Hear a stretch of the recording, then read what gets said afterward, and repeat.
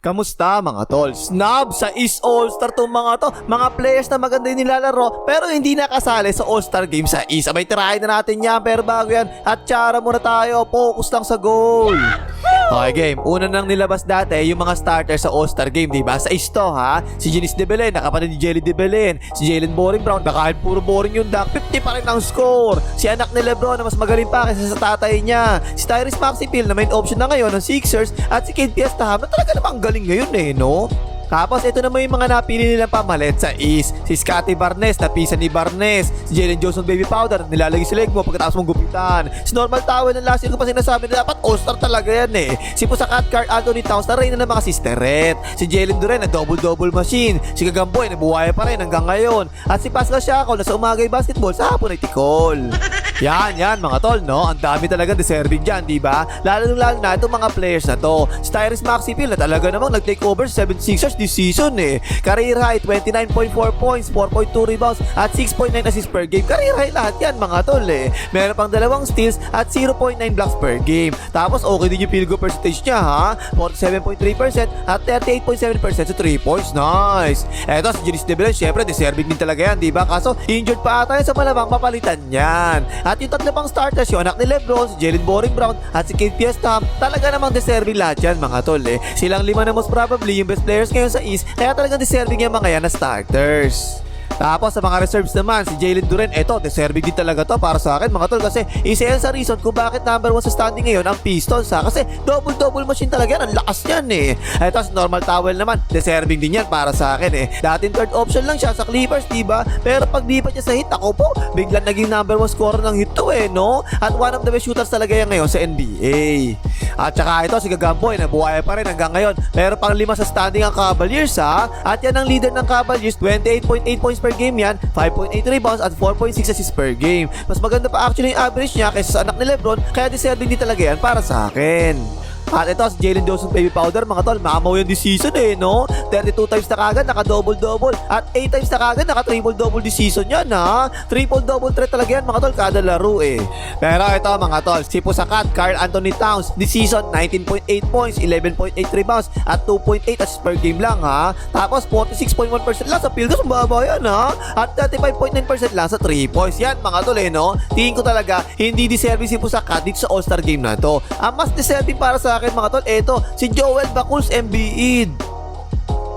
Si Bakuls this season mga tol ha, 27 games pa lang siya actually naglalaro eh, dahil nga injured palagi eh. Pero nag-average naman siya 25.7 points, 7.4 rebounds, 3.8 assists, 0.6 steals, 1.1 blocks, tapos 49.1% sa field goals at 28.3% lang sa 3 points. Kung ikukumpara natin mabuti mga tol ha, si Pusakat double-double machine din yan eh. 32 times na siya naka-double-double this season eh, kasi naman talagang siya lang ang pinaparebound ng Knicks, diba? Kasi siya palagi yung kumukuha ng rebound sa gitna eh. Pero talaga bumaba ang laro ni Pusakat ngayong season mga tol. Last season kasi almost 25 points per game yung ginagawa niya, pero this season 20 points per game na lang eh. Tapos itong mga huling laro ni Pusakat, ako po, sagwa talaga eh, no? 14 points lang, tapos 10 points, tapos 17 points, tapos 8 points, tapos 14 points, tapos 11 points. Pero bumawi naman siya sa rebounds ha. Meron siya nakuha mga 20 rebounds sa 2 laro. Tapos yung mga best games niya this season, ito mga tol, 39 points, 11 rebounds laban sa Miami Heat, 35 points, 18 rebounds laban sa Hornets, 40 points, 30 rebounds laban sa Timberwolves, 36 points, 15 rebounds laban sa Atlanta Hawks, at 37 points, 12 rebounds naman laban sa Brooklyn Nets. Samantalang si Bakuls Embiid naman mga tol, 6 times pa lang siya naka-double-double this season.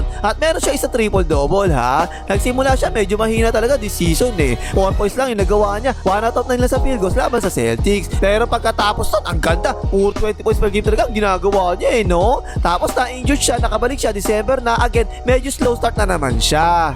18 points, 12 points, 16 points. Pero pagkatapos niya tatlong laro na yan, ako po, naghalimuno si Bakuls eh. 39 points, 9 rebounds laban sa Pacers. Tapos 22 points, 27 points, 31 points, 34 points, 22 points, 26 points, 32 points, 28 points, 22 points, 27 points, 20 points, 33 points, 30 points, 32 points, 38 points, 29 points, 37 points, 40 points. O diba, kita nyo ba yun mga tol ha?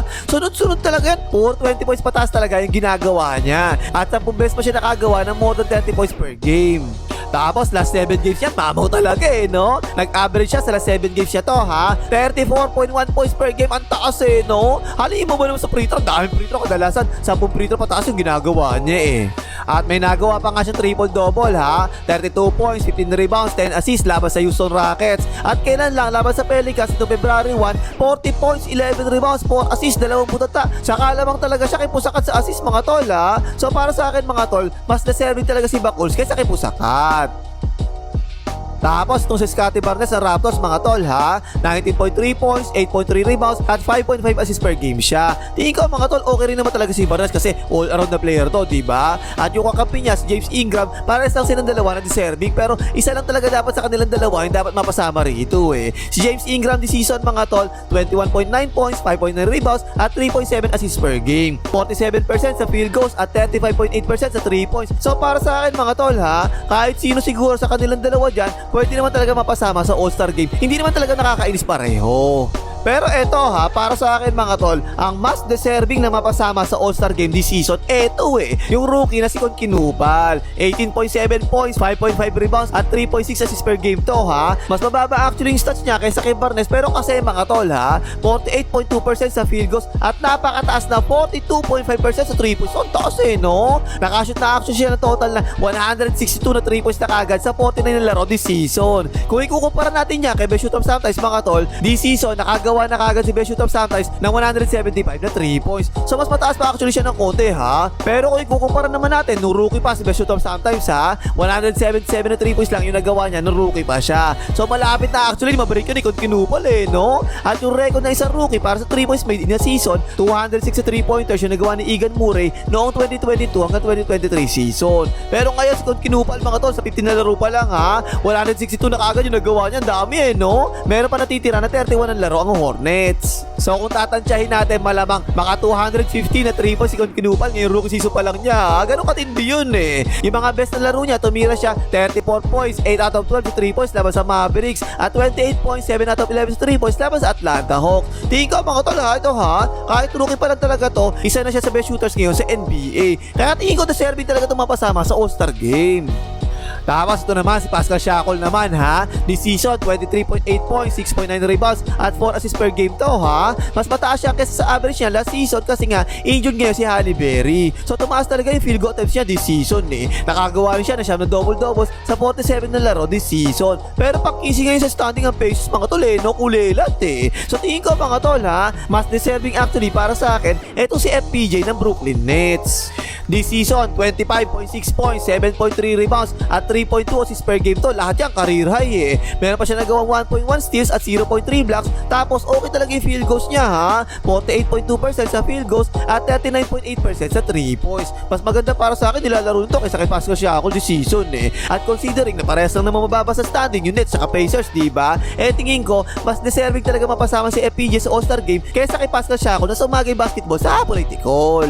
Tapos ito, meron pang ibang deserving na mapasama rin mga tol ha. Si Josh Mancador-Giddy, ang ganda nilalaro nito 18.6 points, 8.6 rebounds at 8.8 assists per game. Lahat yan career high mga tol Points, rebounds, tsaka assists career high lahat At 7 times siya naka triple-double this season. At tsaka ito si Redford White mga tol ha. 17.2 points, 5.4 assists at 4.6 rebounds yung ginagawa niya kada laro. Pero kung si Josh Mancador-Giddy hindi napapasok, eto pa kaya diba? Mas mababa yung stats niya kaysa kay Josh Mancador-Giddy. At panguli syempre, eto si Tangasis ang Kengkoy. Kung kasama yung kapatid, dapat kasama yung kuya. Wag kayong unfair. Okay na Pangimakas, mag-like mga hitar ng Tangasis.